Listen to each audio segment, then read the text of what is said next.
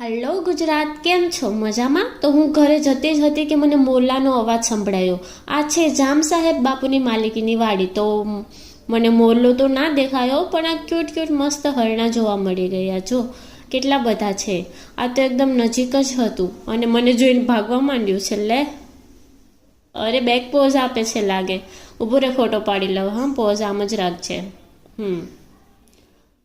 શું તું શું કે છે? ખાવાનું અહીંયાથી ના આપી શકાય, પણ બીજો કેટલી ઊંચી છે, અહીંથી કેમ આપવું મારે તને? એમાં ગોત કંઈક મળી જશે ખાવાનું. હા, ગોત.